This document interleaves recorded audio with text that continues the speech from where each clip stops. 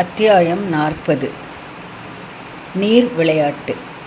இந்த வரலாறு நிகழ்ந்த காலத்துக்கு 600 ஆண்டுகளுக்கு முன்னால் தமிழகத்தில் மூவேந்தர்களைத் தவிர சிற்றரசர்கள் எழுவர்னா 7 பேர் புகழ்பெற்று விளங்கினார்கள். அவர்களுக்கு வள்ளல்கள் என்ற பட்டப்பெயரும் வழங்கி வந்தது. அந்த 7வரில் ஒருவன் கொல்லிமலையின் தலைவனான ஓரி என்பவன். இவன் வில்வித்தையில் இணையில்லாத வீரன் என்று பெயர் பெற்றிருந்தான். இவன் தன் வலிய பெரிய வில்லை வளைத்து நாணேற்று அம்பை விட்டானாயின் அது ராமபிரானுடைய அம்பு 7 மரங்களை தொலைத்தது போல் முதலில் ஒரு புலியை தொலைத்து, பிறகு ஒரு மானை தொலைத்து, பிறகு ஒரு பன்றியை தொலைத்து, பின்னர் ஒரு முயலை தொலைத்து விடுமாம். இவ்வாறு புலவர்களால் அவனுடைய வில்வித்தை திறன் பாடப்பெற்றிருந்தது. அதிலிருந்து அவன் வல்வில் ஓரி என்று குறிப்பிடுவதும் வழக்கமாயிற்று. இவனோட ஸ்டாச்சு கொல்லிமலையில் இருக்குது. வல்வில் ஓரியோட ஸ்டாச்சு சின்னதாக தான் இருக்குது, ரொம்ப பெருசாக இல்லை. ஒரு 3-4 அடி இருக்கும். கொல்லிமலையில் இருக்குது. இன்ட்ரெஸ்ட் இருக்கிறவா கொல்லிமலைக்கு போகிறவா அதை போய் பார்த்துட்டு வரலாம். வல்வில் ஓரியோடது. கொல்லிமலை வல்வில் ஓரியின் மீது அந்நாளில் வலிமை பெற்ற வேந்தனாக விளங்கிய சேரன் கோபம் கொண்டான். அவனை தாக்குவதற்கு திருக்கோவலூர் தலைவன் மலையமான் திருமுடிக்காரியின் துணையை நாடினான். காரியின் வீரம் ஓரியின் வீரத்துக்கு குறைந்ததன்று. அத்துடன் மலையமான் காரிக்கு படைபலம் அதிகமாக இருந்தது. மலையமான் கொல்லிமலை மீது படையெடுத்து சென்று வல்வில் ஓரியை கொன்று அவனுடைய மலைக்கோட்டையையும் நிர்மூலமாக்கினான். அதே காலத்தில் கொல்லிமலையை அடுத்திருந்த நிலப்பகுதியில் அதிகமான் நெடுமான் அஞ்சி என்னும் குறுநில மன்னன் அரசு புரிந்து வந்தான். வல்வில் ஓரியுடன் அவன் உறவு பூண்டவன். வல்வில் ஓரியை கொன்ற மலையமான்காரியை அவன் பழிவாங்க விரும்பினான். தன்னால் மட்டும் அது முடியாதென்று எண்ணி சோழ மன்னனாகிய கிள்ளிவளவனின் உதவியை நாடினான். அதாவது அவன் தனியாக போக முடியாதுன்னு சோழ மன்னன் கிள்ளிவளவன் உதவியை நாடினான்.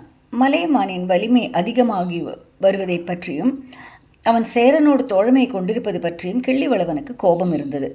எனவே சோழன் கிள்ளிவளவனும் தகடூர் அதிகமானும் சேர்ந்து திருக்கோவலூர் மலையமானை தாக்கினார்கள். மலையமான் போர்க்களத்தில் வீர சொர்க்கம் எய்தினான்.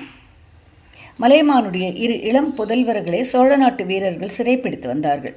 மலையமானுடைய வம்சத்தை அழித்துவிட வேண்டும் என்று கருதியிருந்த அதிகமானும் கிள்ளிவளவனும் அந்த குழந்தைகளை பூமியில் கழுத்தளவு புதைத்து யானை காலில் இடறி கொல்லும்படி கட்டளையிட்டார்கள். மலையமானுடைய வள்ளன்மை அறிந்து அதனால் பயன் துய்த்திருந்த புலவர் ஒருவர் பலன் அடைஞ்ச ஒரு புலவர் அச்சமயம் அங்கு வந்து சேர்ந்தார். மலையமானுடைய குழந்தைகளின் உயிருக்காக சோழ மன்னனிடம் மன்றாடினார். வேந்தே, அதோ பார், கழுத்து வரை புதைக்கப்பட்டிருக்கும் குழந்தைகளின் முகத்தை பார், அந்த முகங்களில் தவழும் புன்னகையை பார். தங்களை காலால் இடறி கொல்லப்போகிற யானையை பார்த்ததும் அதன் துதிக்கை ஆடுவதை பார்த்து அக்குழந்தைகள் ஏதோ வேடிக்கை என்று எண்ணி சிரிக்கிறார்கள்.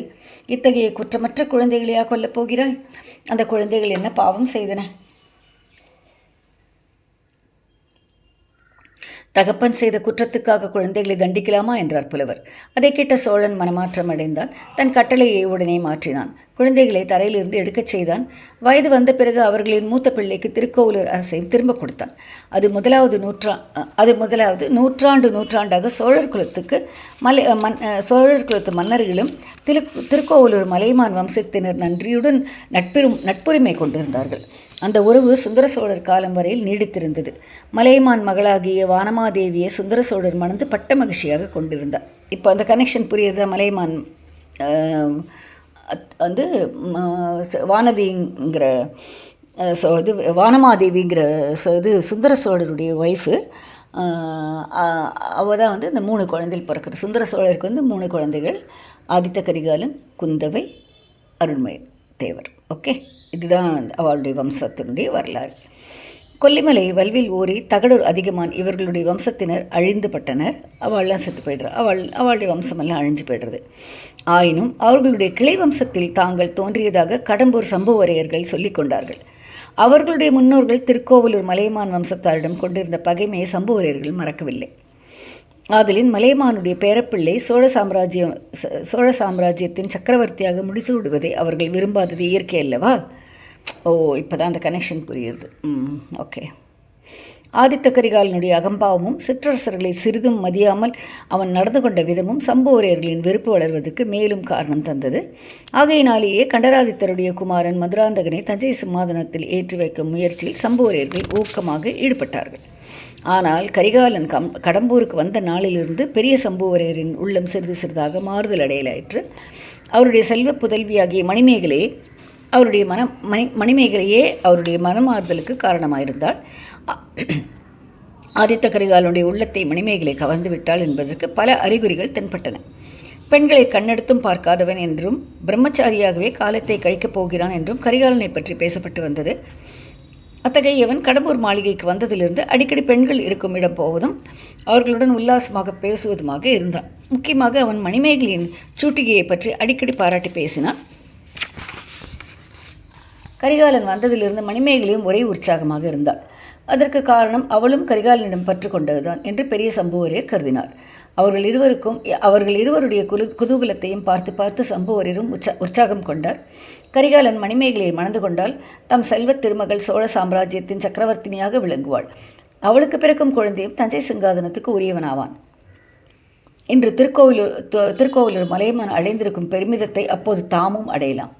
அதற்கெல்லாம் தாமே எதற்காக தடையாக இருக்க வேண்டும்? தம் அருமை குமாரின் ஏற்றத்துக்கு தாமே ஏன் இடையூறு செய்ய வேண்டும்?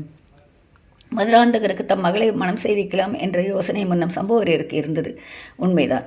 ஆனால் மதுராந்தகனுக்கு ஏற்கனவே 2 மனைவியர் இருந்தனர். சின்ன பழுவேட்டரையரின் மகளை அவன் மணந்திருந்ததுடன் அவளுக்கு ஒரு ஆண்மகனும் பிறந்திருந்தது. ஆதலால் மதுராந்தகன் சிங்காதனம் ஏறினால் பழுவேட்டரையரின் வம்சத்தினர் தான் பட்டத்துக்கு உரிமை பெறுவார்கள். மணிமேகலை தஞ்சை அரண்மனையில் உள்ள பல சேடி பெண்களில் தானும் ஒருத்தியாக வாழ வேண்டியிருக்கும். ஆனால் ஆதித்த கரிகாலனை மணிமேகலை மணந்து கொண்டால் அவள்தான் பட்ட மகிழ்ச்சியாக இருப்பாள். அவளுக்கு பிறக்கும் பிள்ளைக்கே சிங்காதனம் உரியதாகும். மதுராந்தகனுக்கு பட்டம் சூட்டுவது என்பது பிரம்ம பிரயத்தனமான காரியம். மக்கள் அதற்கு விரோதமாக இருப்பார்கள். மலைமானுடனும் கொடும்பாளூர் வேளாளனுடனும் போர் நடத்தித்தான் அதை சாதிக்க வேண்டியிருக்கும். மதுராந்தகனுடைய அன்னையே அதற்கு தடையாக இருக்கிறாள்.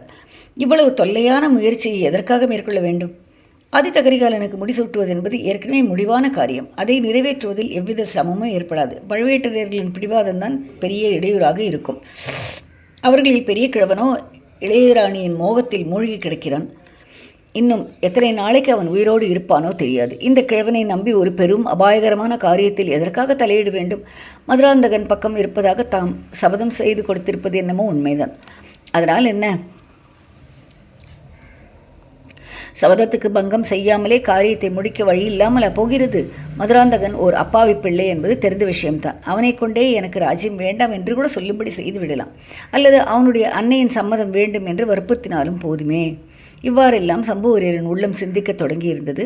ஆகையால் பழுவேட்டரையர் தஞ்சைக்கு போகும் யோசனையை அவர் உற்சாகமாக ஆதரித்தார். அவர் இல்லாத சமயத்தில் கரிகாலனுடன் அந்தரங்கமாக பேசி அவனுடைய உள்ளத்தை நன்கு அறிந்து கொள்ளலாம் என்றும் பிறகு சமயோசிதம் போல் நடந்து கொள்ளலாம் என்றும் எண்ணினார். ஆதலின் பெரிய பழுவேட்டரையரை அவரே துரிதப்படுத்தி பரிவாரங்களுடன் தஞ்சைக்கு அனுப்பி வைத்தார். பழுவேட்டரையர் பிரயாணப்பட்டு சென்ற பிறகு ஆதித்த கரிகாலனும் அவனுடைய தோழர்களும் வேட்டைக்கு புறப்பட்டார்கள். அவர்களுடனே மணிமேகலையும் மற்ற அந்தப்புற பெண்களையும் அனுப்பக்கூட சம்புவரையர் சித்தமாயிருந்தார். ஆனால் நடப்பதையெல்லாம் வேறு நோக்குடன் கவனித்து வந்த கந்தமாறன் அதை ஆட்சேபித்தான். கரிகாலன் மணிமேகலையிடம் காட்டிய சிரத்தையெல்லாம் நந்தினியை முன்னிட்டுத்தான் என்பதை அவன் உணர்ந்திருந்தான். இதனால் கரிகாலன் பேரில் அவனுக்கு வெறுப்பு வளர்ந்திருந்தது. இதையெல்லாம் தந்தையிடம் விளக்கி சொல்லவும் முடியவில்லை. ஆகையால் வேட்டையாடும் இடத்தில் பெண்களை கூட்டிக் கொண்டு போய் என்னத்தை செய்வது? இவர்கள் பத்திரமாயிருக்கிறார்களா என பார்ப்பதற்கு தான் சரியாக இருக்கும். மேலும் இது ஐப்பசி மாதம், எந்த நிமிஷத்திலும் பெருமழை தொடங்கலாம். ஏரிக்கரை காடெல்லாம் வெள்ளமாகிவிடும், பெண்கள் திண்டாடி போவார்கள் என்று சொன்னான். அதன் பேரில் சம்புவரையரும் அந்த யோசனையை கைவிட்டு விட்டார். ஆதித்த கரிகாலன் தன் தோழர்களாகிய பார்த்திபேந்திரன், வந்தியத்தேவன், கந்தமாறன் இவர்களையும் மற்ற வேட்டைக்காரர்களையும் அழைத்து கொண்டு புறப்பட்டு சென்றான். எல்லோரும் சென்ற பிறகு சம்புவரையர் மாளிகை வெறிச்சென்று இருந்தது. நந்தினி மணிமேகலையை பார்த்து, புருஷர்கள் வீட்டில் இருக்கும்போது நமக்கு தொல்லையாக தோன்றுகிறார்கள். ஆனால் அவர்கள் எங்கேயாவது போய்விட்டாலும் நமக்கு சங்கடமாக தான் இருக்கிறது. பரிகசித்து சிரிப்பதற்கு கூட விஷயம் கிடைப்பதில்லை என்றாள். ஆமாக்கா, நாம்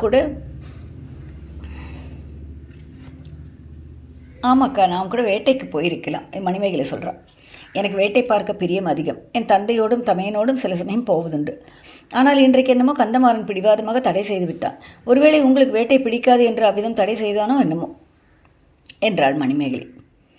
ஆமாம், எனக்கு வேட்டை அவ்வளவாக பிடிப்பதில்லைதான். ரத்தத்தை கண்டாலே எனக்கு திகிலாக இருக்கும். ஆனால் கந்தமாறன் அதற்காக சொல்லவில்லை அடி. உன்னையும் உன் வீட்டு விருந்தாளிகளில் ஒருவரையும் பிரித்து வைப்பதற்காகவே அவ்விதம் அவன் தடை செய்து விட்டான் என்றாள். மணிமேகலையின் கன்னங்களில் சுழிகள் காணப்பட்டன. சிறிது நேரம் தரையை பார்த்து கொண்டிருந்து விட்டு, புருஷர்கள் எங்கேயாவது போய் தொலையட்டும் அக்கா. அவர்கள் சகவாசமே நமக்கு வேண்டாம். நாம் ஏரிக்கரை நீராழி மண்டபத்துக்கு போய் நீர் விளையாடி விட்டு வரலாமா? வருகிறீர்களா என்றாள். நந்தினியும் அதற்கு சம்மதிக்கவே தந்தையிடம் சொல்லி அதற்கு வேண்டிய ஏற்பாடுகளை மணிமேகலை செய்தாள். வீரநாராயண ஏரியின் கீழ்ப்புறத்தில் பெரிய கரையும் அதில் 74 மடவாய்களும் உண்டு என்பதை பார்த்திருக்கிறோம் அல்லவா? மடவாய்னாக்கா சின்ன சின்ன பிரிட்ஜஸ்ன்னு சொல்லுவாள். ஏரியின் மேற்புறத்தில் அத்தகைய பெரிய கரை கிடையாது. ஏரி நீரின் ஆழம் சிறிது சிறிதாக குறைந்து கொண்டே வந்து ஏரிக்கரை அருகே அது சமத்தரையாக அமைந்திருந்தது. இன்னும் மேற்கே அடர்ந்த காடுகள் மண்டி கிடந்தன. இவ்விதம் ஏரி நீர் குறைந்து சமத்தரையாகும் பிரதேசத்தில் ஆங்காங்கே சிறிய தீவுகள் காணப்பட்டன. தீவுகளில் மரங்களும் செடிகொடிகளும் அடர்ந்து வளர்ந்திருந்தன. அத்தீவுகளில் ஒன்றின் கரையில் படித்துறையும் நீராழி மண்டபமும் அமைக்கப்பட்டிருந்தன. நீராழி மண்டபம்னா நடுவில், ஏரிக்கு நடுவில் ஒரு பில்டிங் கட்டி வச்சுப்பா. அதில் தான் ட்ரெஸ் எல்லாம் மாற்றிப்பா. இங்கே கடம்பூர் சம்புவரையரின் அந்தப்புறத்து பெண்கள் நீராடுவதற்காகவும் உல்லாசமாக பொழுதுபோக்குவதற்காகவும் வருவது வழக்கம். அந்த இடத்துக்கு வந்து சேர வேண்டுமானால் இரண்டு காத தூரம் ஏரியை சுற்றி கொண்டு வர வேண்டும். இதனாலும் சம்புவரையர் வீட்டு பெண்கள் குளிக்குமிடம் என்று தெரிந்திருந்தபடியாலும் அந்நிய மனிதர்கள் அங்கே வருவது கிடையாது. நந்தினியும் மணிமேகலையும் படகில் ஏறிக்கொண்டு அந்த தீவுக்கு இப்போது வந்து சேர்ந்தார்கள். படகு செலுத்த தெரிந்த 2 தோழிமார்கள் உடன் வந்தார்கள். சமையல் செய்வதற்கு வேண்டிய பண்டங்களையும் படகில் கொண்டு வந்தார்கள். நீராழி மண்டப படித்துறை அடைந்ததும் தோழி பெண்கள் படகை விட்டு இறங்கி மண்டபத்தில் சமையல் செய்ய தொடங்கினார்கள். நந்தினியும் மணிமேகலையும் சிறிது நேரம் படித்துறையில் உட்கார்ந்து வம்பு பேசிக் கொண்டிருந்தார்கள். மணிமேகலை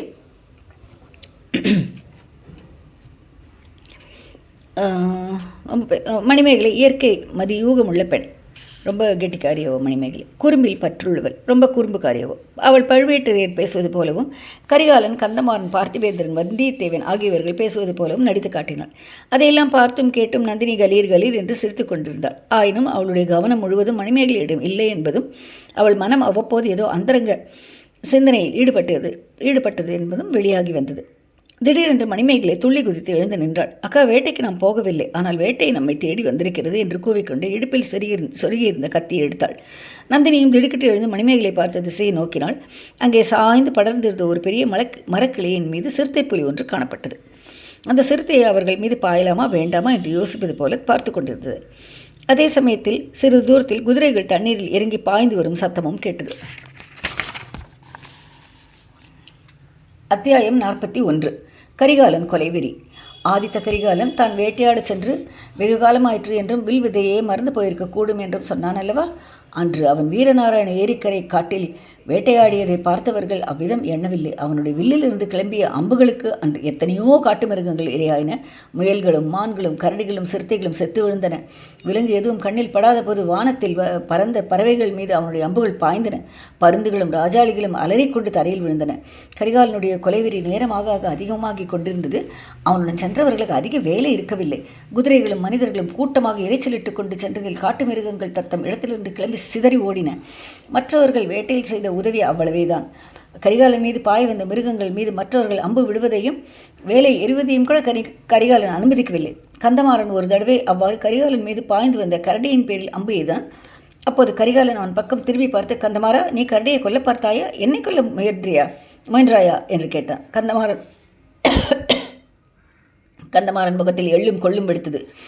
பிறகு அவன் வில்லை வளைக்கவே இல்லை. கந்தமாறனை கோச்சுக்கிறான். எள்ளும் கொள்ளும் எடுத்துன்னு ரொம்ப கோபமாக பார்க்குறான். ஏறக்குறைய சூரியன் உச்சி வானத்தை அடைந்த சமயத்தில் எல்லாரும் களைத்து போனார்கள். சற்று ஓய்வு எடுத்துக்கொண்டு வீடு திரும்பலாமே என்ற யோசனை எல்லாருடைய மனதிலும் தோன்றியது. ஆனால் கரிகாலனோ களைத்து போன குதிரையை மேலும் காட்டு வழிகளில் செலுத்து கொண்டு போனான். காலை நேரத்தில் எல்லாம் கந்தமாறன் கரிகாலனை ஒட்டி போய்கொண்டிருந்தான். என்னை கொல்ல பார்த்தாயா என்று கரிகாலன் அவனை கேட்ட பிறகு கந்தமாறன் பின்னால் தங்கி பார்த்திபேந்திரனுடன் சேர்ந்து கொண்டான். அவனிடம் இளவரசரின் முரட்டுத்தனமான நடத்தையும் பேச்சையும் பற்றி குறை கூறத் தொடங்கினான். பார்த்திபேந்திரன் அதற்கு சமாதானம் கூற முயன்றார். இந்த சமயம் பார்த்து வந்தியத்தேவன் கரிகாலனை அணுகினான். பிறகு அவர்கள் இருவருமே சேர்ந்து முன்னால் சென்று கொண்டிருந்தார்கள். வந்தியத்தேவன் வில்லும் அம்பும் எடுத்து வரவில்லை. அவனுக்கு வில்வித்தை அவ்வளவாக பழக்கமும் இல்லை. கையில் வேல் மட்டும் தான் கொண்டு வந்திருந்தான். ஆகையால் கரிகாலனுடைய வேட்டையில் குறுக்கிடாமல் அவன் ஜாக்கிரதையாக சென்று வந்தான். ஏதாவது அபாயம் நேருவதாக இருந்தால் வேலை உபயோகிப்பதற்கு மட்டும் எச்சமயம் ஆயத்தமாக போய்கொண்டிருந்தான். அதற்கு அவசியம் உச்சி நேரம் வரை ஏற்படவில்லை. கந்தமாறன் பார்த்திபேந்திரனிடம், இன்றைக்கு இவ்வளவு வேட்டை ஆடியது போதாதா? இன்று ஒரு நாளிலேயே இந்த காட்டிலுள்ள விலங்குகளை எல்லாம் கொன்று தீர்த்து விடுவா போல் இருக்கிறதே. இவருடைய வேட்டை வெறி தணிவதற்கு கொல்லிமலைக்குத்தான் போக வேண்டும். இன்றைக்கு போதும், வீடு திரும்பலாம் என்று சொல்லுங்கள் என்று கூறினான். அதற்கு பார்த்திபேந்திர பல்லவன், தம்பி, இளவரசரின் உள்ளத்தில் ஏதோ கொந்தளித்து கொண்டிருக்கிறது. ஒரு பெரிய சாம்ராஜ்யத்தை விட்டு கொடுத்து விடுவது என்றால் லேசான காரியமா? அந்த ஆத்திரத்தை எல்லாம் வேட்டையில் காட்டுகிறார். அதுவரையில் நல்லதுதான். இல்லாவிடில் உன் மீதும் என் மீதும் காட்டுவார். அவராக சரிப்புற்று போதும் என்று சொல்லட்டும், நாம் தலையிட வேண்டாம் என்றான். இந்த சமயத்தில் அந்த வனாந்திரமெல்லாம் நடுங்கும்படியான உருமல் சத்தம் ஒன்று கேட்டது. கந்தமாறன் முகத்தில் பீதியின் அறிகுறி காணப்பட்டது. ஐயோ, காட்டுப்பன்றி! இளவரசர் இருக்கச் சொல்லுங்கள் என்றான். காட்டுப்பன்றிக்கு என்ன அவ்வளவு பயம்? புலி கரடியெல்லாம் இளவரசரிடம் பட்ட பாட்டில் பன்றி எந்த மூலை என்றான் பார்த்திபேந்திரன். நீங்கள் தெரியாமல் சொல்கிறீர்கள். இந்த காடுகளில் உள்ள பன்றிகள் புலி கரடிகளை சின்னாபின்னமாக்கிவிடும். யானையை முட்டி கீழே தள்ளிவிடும். குதிரைகள் லட்சியமே இல்லை. அம்பு மேலும் காட்டுப்பன்றியின் தோலிலே பட்டு தெரித்து விழுமே தவிர அதன் உடலுக்குள்ளே போகவே போகாது. ஐயா ஐயா, நில்லுங்கள் என்று கந்தமாறன் கூச்சலிட்டான். அந்த சமயத்தில் காட்டு புதர்களிலே ஒரு சிறிய சுழற்காற்று அடிப்பது போன்ற அல்லோல கல்லோலம் ஏற்பட்டது. மறுநிமிடம் குட்டி யானைகளைப் போன்ற கரிய பெரிய உருவம் வாய்ந்த 2 காட்டுப்பன்றிகள் வெளிப்பட்டன. அவை ஒரு கண நேரம் நின்று குதிரைகளையும் அவற்றின் மீது வந்தவர்களையும் உற்று பார்த்தன. கந்தமாறன் ஜாக்கிரதை ஜாக்கிரதை என்று கூச்சலிட்டான். பின் தொடர்ந்து வந்த வேட்டைக்காரர்களில் சிலர் இதற்குள் அங்கு வந்து சேர்ந்து விட்டார்கள். அவர்கள் தாரை தப்பட்டைகளை பிராணன் போகிற அவசரத்துடன் முழக்கிக் கொண்டு கா கூ என்று கூச்சலிட்டார்கள். அந்த பன்றிகள் என்ன நினைத்து கொண்டவோ என்னவோ தெரியவில்லை. ஒருவேளை அவற்றின் குட்டிகளை நினைத்து கொண்டிருக்கலாம். குட்டிகளுக்கு ஆபத்து வராமல் தடுக்க வேண்டும் என்ற உணர்ச்சியினால் தூண்டப்பட்டிருக்கலாம். அல்லது தாரை தப்பட்டைகளின் சப்தத்தை கேட்டு மிரண்டிருக்கலாம். பன்றிகள் இரண்டும் வெவ்வேறு திசையை நோக்கி பீத்து கொண்டு ஓடத் தொடங்கின. கந்தமாறன் அவற்றை பார்த்துவிட்டு, கோமகனே, அவை போய் தொலையட்டும். 5-6 வேட்டை நாய்கள் இல்லாமல் ஒரு காட்டுப்பன்றியை துரத்தி கொல்ல முடியாது என்றார். கரிகாலன் அதை காதில் வாங்கி கொள்ளாமல் வில்லை வளைத்து அம்பை விட்டான். அது ஒரு பன்றியின் முதுகில் போய் தைத்ததை பார்த்துவிட்டு இளவரசன் ஆஹா என்று உற்சாக கோஷம் செய்தான். அடுத்த கணத்தில் அந்த பன்றி உடம்பை ஒரு உலுக்கு உலுக்கியது. அம்பு தெரித்து கீழே விழுந்தது. பன்றி மேலே ஓடியது. கந்தமாறன் அப்போது சிரித்த சிரிப்பில் ஏளனத்தின் துணி தெரிந்தது. கரிகாலன் அவனை பார்த்து, கந்தமாறா, எங்கே ஒரு பந்தயம். நானும் வந்தியத்தேவனும் அந்த பன்றியை தொடர்ந்து போய் அதை கொன்று எடுத்து கொண்டு வருகிறோம். நீயும் பார்த்திபேந்திரனும் இன்னொரு பன்றியை துரத்தி கொண்டு போய் கொன்று எடுத்து வாருங்கள். இந்த பன்றிகள் 2ஐயும் கொல்லாமல் அரண்மனைக்கு திரும்பக்கூடாது என்று சொல்லிக்கொண்டே குதிரையை தட்டிவிட்டான். வந்தியத்தேவனும் அவனுடன் சென்றான். அவர்கள் தொடர்ந்து சென்று காட்டுப்பன்றி எந்த திசையில் எந்த வழியாக போய்க் கொண்டிருக்கிறது என்பது கொஞ்ச நேரம் வரையில் தெரிந்து கொண்டிருந்தது. ஏனெனில் பன்றி சென்ற வழியில் இருந்த செடி கொடிகளும் புதர்களும் அந்த பாடுபட்டிருந்தன. பின்னர் ஒரு சிறிய கால்வாய் குறுக்கிட்டது.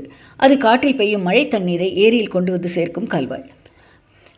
அவ்விடத்துக்கு வந்த பிறகு பன்றி எந்த பக்கம் போயிற்று என்று கண்டுபிடிக்க முடியவில்லை. கால்வாயை கடந்து அப்பால் உள்ள காட்டுக்கு சென்றதா, கால்வாய் ஓரமாக இந்த பக்கமாகவோ அந்த பக்கமாகவோ சென்றதா என்று அறிய முடியவில்லை. அச்சமயம் கால்வாயின் வழியாக தெரிந்த ஏரியின் விசாலமான நீர்ப்பரப்பில் தெரிந்த ஒரு காட்சி அவர்களுடைய கவனத்தை கவர்ந்தது. படகு ஒன்று வந்து கொண்டிருந்தது. அதில் இருந்தவர்கள் பெண்மணிகள் என்றும் அறியக்கூடியதாக இருந்தது. ஆனால் அவர்கள் யார் என்று தெரிந்து கொள்ள முடியவில்லை. வந்தியத்தேவனும் கரிகாலனும் அச்சமயம் இருந்த இடத்தை நோக்கிய படகு வருவதாக முதலில் காணப்பட்டது. பிறகு திசை சற்று திரும்பி ஏரிக்கரையோரமாக இருந்த இன்னொரு தீவை நோக்கி படகு சென்று கொண்டிருந்தது. மறைந்து விட்டது. வல்லவரையா, படையில் வந்தவர்கள் யாரா இருக்கும்? பெண்மணிகள் போலவா தோன்றுகிறது என்றான் கரிகாலன். பெண்கள் போலத்தான் தோன்றியது. அதற்கு மேல் எனக்கும் தெரியவில்லை என்றான் வந்தியத்தேவன். ஒருவேளை சம்புவரையர் வீட்டு பெண்களாக இருக்குமோ? இருந்தாலும் இருக்கலாம். ஆனால் அவர்கள் ஏன் இவ்வளவு தூரம் வர வேண்டும்? ஆமாம், அவர்களாக இருக்க முடியாது. காலையில் பழுவேட்டரையர் புறப்பட்டு போய்விட்டார் அல்லவா? நிச்சயம்தானே? நிச்சயம்தான் ஐயா. அரண்மனை வாசல் திருப்பதையும் அவர் யானை மீது வெளியே போவதையும் நானே பார்த்தேன். அவர் மட்டும்தான் போனாரா? ஆமாம், கிழவர் மட்டும்தான் போனார். இளையராணி போகவில்லை. அந்த கிழவரை போன்ற வீராதி வீரனை எங்கே பார்க்கப் போகிறோம்? என் பாட்டனார் மலையமானை கூட பழுவேட்டரையருக்கு அடுத்தபடியாகத்தான் சொல்ல வேண்டும். ஐயா, அந்த கிழவர்களை பற்றியெல்லாம் பிறர் சொல்லித்தான் கேட்டிருக்கிறேன். தங்களுடைய வீரத்தை போர்க்களத்தில் நேரில் பார்த்திருக்கிறேன். கடம்பூர் அரண்மனையிலும் பார்த்தேன். கிழவர்கள் குமரர்கள் எல்லாரையும் எப்படி நடுநடுங்க அடித்து கொண்டிருந்தீர்கள் என்று வந்தியத்தேவன் சொன்னார். அது உண்மைதான். ஆனால் எதற்காக அவ்வளவு தடபுடல் செய்தேனோ அந்த சந்தர்ப்பம் நெருங்கி வந்திருக்கும் பொழுது எனக்கு உள்ளமும் உடலும் நடுங்குகின்றன. என்னை போன்ற பயங்கொள்ளி கோழையை இந்த சோழ நாட்டிலேயே காண முடியாது. இளவரசே, இன்று காட்டில் வேட்டையாடிய போது அப்படி தாங்கள் பயந்து நடுங்கியதாக தெரியவில்லையே. வனவிலங்குகள், பட்சிகள், பின்னோடு வந்தவர்கள் எல்லோரையும் அல்லவோ நடுநடுங்க செய்தீர்கள். இவையெல்லாம் ஒரு தைரியத்தில் சேர்ந்ததா? கேவலம் ஒரு வேட்டை நாய் வேங்கை புலி மீது பாய்ந்து கொள்கிறது, காட்டுப்பன்றி மதையானையோடு சண்டைக்கு போகிறது. வேட்டையாடும் தைரியம் ஒரு தைரியமா? வல்லவரையா, கேள். நான் செய்த சூழ்ச்சி பலித்து விட்டது. பழுவேட்டரையர் நந்தினியை தனியாக விட்டுவிட்டு சென்று விட்டார். ஆயினும் அவளை தனிமையில் பார்த்து பேசுவதை பற்றி எண்ணினால் எனக்கு பீதி உண்டாகிறது என்றான் ஆதித்த கரிகாலன். ஐயா, அதற்கு ஒரு காரணம் உண்டு. இத்தனை காலமும் பழுவூர் இளையராணியை பற்றி ஒரு விதமாக எண்ணியிருந்தீர்கள். இப்போது அவர் தங்கள் சகோதரி என்பதை அறிந்திருக்கிறீர்கள். அவரோ தங்கள் குலத்தை அழித்துவிட விரும்பும் பாண்டிய நாட்டு சதிகாரர்களோடு சேர்ந்து கொண்டிருக்கிறார். இதையெல்லாம் அவரிடம் சொல்வது கஷ்டமான காரியம்தான். எனக்கு அதற்கு ஒரு சந்தர்ப்பம் கிடைத்தும் என்னால் சொல்ல முடியவில்லையே. அதுக்கு கரிகாலன் சொல்கிறான், நண்பா, நீ அறிந்து வந்து கூறிய செய்தி ஒவ்வொன்றும் திடுக்கிட செய்வதாகவே இருக்கிறது. இன்னமும் என்னால் நம்ப முடியவில்லை. ஆனால் சில பழைய விஷயங்களை யோசித்து பார்த்தால் உண்மையாக இருக்கலாம் என்று தோன்றுகிறது. எனக்கும் அவளுக்கும் இடையில் எப்பொழுதும் ஒரு மாயத்திரை இருந்து வந்தது. பழையாறை பெரிய பிராட்டியார், செம்பியன் மாதேவியார், நந்தினியுடன் நான் சகவாசம் வைத்துக் கொள்ளக்கூடாது என்று அந்த நாளில் நான் சகவாசம் வைத்துக் கொள்ளக்கூடாது. பழையாறை பெரிய பிராட்டியார், செம்பியன் மாதேவியார், நந்தினியுடன் நான் சகவாசம் வைத்துக்கொள்ளக்கூடாது என்று அந்த நாளில் வற்புறுத்தி சொன்னார். ஆனால் உண்மை முழுவதையும் சொல்லவில்லை. சொல்லியிருந்தால் இவ்வளவெல்லாம் நிகழ்ந்திருக்காது. செம்பியன் மாதேவிக்கு முழு உண்மையும் தெரிந்திராமல் இருக்கலாம். யாரோ அனாதை ஊமை ஸ்திரீ பெற்று போட்டு போன பெண் என்று மட்டும் அறிந்திருக்கலாம். சுந்தர சோழரின் மகள் பழுவூர் இளையராணி என்பது ஒருவேளை தெரியாமல் இருக்கலாம். அத்தியாயம் 42. அவள் பெண் அல்ல.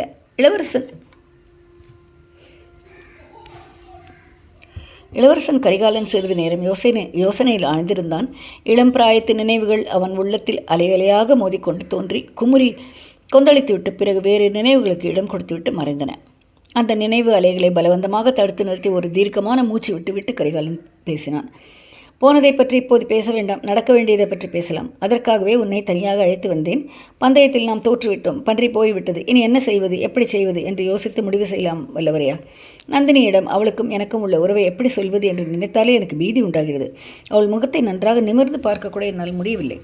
தப்பித்தவறி பார்க்கும் போதெல்லாம் பாண்டியனுடைய உயிருக்காக அவள் மன்றாடிய போது எப்படி முகத்தை வைத்துக் கொண்டாளோ அப்படியே வைத்துக் கொள்கிறாள்.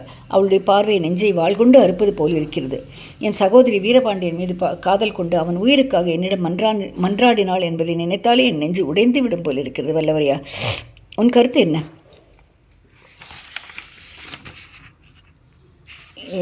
இன்னமும் அவளுக்கு உண்மை தெரியாது என்றான் நினைக்கிறாய்? அவள் சுந்தர சோழரின் மகள் என்றும் எங்களுக்கெல்லாம் சகோதரி என்றும் அறிய மாட்டாள் என்றா கருதுகிறாய்? கோமகனே, இவையெல்லாம் தெரிந்திருந்தால் இன்னமும் பாண்டிய நாட்டு சதிகாரர்களுடன் சேர்ந்திருப்பாரா? சோழ குலத்துக்கு விரோதமாக ஒரு சிறு பிள்ளையை சிம்மாசனத்தில் அமர்த்தி பாண்டிய நாட்டு மன்னனாகவும் சோழ சாம்ராஜ்ய சக்கரவர்த்தியாகவும் மணிமகுடம் சூட்டியிருப்பாரா? அந்த மணிமகுடத்தை தாங்கி நிற்பதாக கையில் கத்தி ஏந்தி சபதம் செய்திருப்பாரா? இவையெல்லாம் திருப்புரம்பியம் பள்ளிப்படை அருகில் நள்ளிரவில் நடந்ததை நானே பார்த்தேன். இவளையும் பார்த்த உன்னை நந்தினி உயிரோடு விட்டுவிட்டது நினைத்தால் வேப்பா இருக்கிறது வல்லவரையா. ஐயா, எனக்கு அதில் வியப்பு இல்லை. பெண் உள்ளத்தில் இயற்கையாக குடிகொண்டுள்ள இரக்கம் காரணமாக இருக்கலாம் அல்லவா? வல்லவரையா, நீ உலகம் அறியாதவன். பெண் உள்ளத்தில் குடிகொண்டுள்ள வஞ்சமும் வஞ்சனையும் எத்தகையது என்பது உனக்கு தெரியாது. என்ன நோக்கத்துடன் உன்னை அவள் உயிரோடு விட்டாள் என்பதை நான் அறிய மாட்டேன். ஆனால் என்னை எதற்காக ஓலை அனுப்பி வரவழைத்தாள் என்பது என் அந்தரங்கத்துக்கு தெரிந்திருக்கிறது. இளவரசே, அது என்ன காரணமாயிருக்கும்? என்னை கொன்று வீரபாண்டியனுக்கு பழிக்கப்பழி வாங்குவதற்காகத்தான் வரவழைத்திருக்கிறாள். ஐயா, அப்படி ஏதாவது விபரீதம் நேர்ந்துவிடப் போகுதென்று எண்ணித்தான் இளைய பிராட்டியும் முதன் மந்திரியும் என்னை அவசரமாக அனுப்பி வைத்தார்கள். ஆனால் அவர்கள் கடம்பூருக்கு போக வேண்டாம் என்று சொன்னதை தாங்கள் கேட்கவில்லை. வல்லவரையா, இளைய பிராட்டியும் முதன் மந்திரியும் மிக மிக அறிவாளிகள்தான். ஆனால் விதியை அவர்களால் கூட தடுக்க முடியாதல்லவா? அருள்மொழிவர்மனை பற்றி சோதிடர்கள் சொல்லியிருப்பதை எல்லாம் உண்மையாக்குவதற்காகவே விதி என்னை இங்கே கொண்டு வந்து சேர்த்திருக்கிறதோ என்னமோ. யார் கண்டது? வல்லவரையா, கந்தமாறன் என் பின்னால் இருந்து அம்பை விட்டானே, உண்மையில் அவன் கரடியை குறிப்பார்த்து விட்டானா, என்னை குறிப்பார்த்து விட்டானா? நீ கவனித்தாயா? நான் கவனிக்கவில்லை ஐயா. ஆனால் கந்தமாறன் அத்தகைய துரோகம் செய்யக்கூடியவன் என்று நான் ஒரு நாளும் ஒப்புக்கொள்ள மாட்டேன். வீட்டுக்கு வந்த விருந்தாளியை, அதிலும் சக்கரவர்த்தியின் குமாரனை பின்னால் இருந்து அம்பு எய்து கொல்லக்கூடியவனா கந்தமாறன்? அவனுடைய அறிவு கூர்மையை பற்றி எனக்கு அவ்வளவு உயர்ந்த அபிப்பிராயம் இல்லைதான். முதுகில் குத்துப்பட்டு உணர்வற்று கிடந்தவனை நான் தூக்கி கொண்டு போய் காப்பாற்றினேன். கண் விழித்ததும் என்னை பார்த்தபடியால் நான் தான் அவனை குத்தியதாக எண்ணிக்கொண்டான். அப்போது அவன் என் பேரில் கொண்ட பகைமை இன்னும் மாறவில்லை. ஆனால் அவனுடைய புத்தி கொஞ்சம் கட்டையாக இருந்தாலும் துரோக சிந்தனை உள்ளவன் அல்ல. நண்பா, ஒரு அழகிய பெண்ணின் மோகனாஸ்திரத்துக்கு எவ்வளவு சக்தி உண்டு என்று உனக்கு தெரியாது. எவ்வளவு நல்லவனையும் அது துரோகச் செயல் புரிய செய்துவிடும். ஐயா, பெண்களின் மோகன சக்தியை பற்றி நானும் சிறிது அறிந்துதான் இருக்கிறேன். அதனால் நான் ஒரு நாளும் துரோகியாகிவிட மாட்டேன். ஆஹா, மணிமேகலை நல்ல பெண். உன்னை துரோகமான காரியம் செய்யும்படி ஏவ மாட்டாள். நான் மணிமேகலை சொல்லவில்லை ஐயா. பூரணச்சந்திரனை பார்த்து கண்களுக்கு மின்மினி கவர்ச்சிகரமாக தோன்ற முடியுமா? பூரணச்சந்திரன் என்று யாரை குறிப்பிடுகிறாய்? இளவரசே, கோபிக்க வேண்டாம். பழையாறை இளைய பிராட்டியைத்தான் சொல்கிறேன்.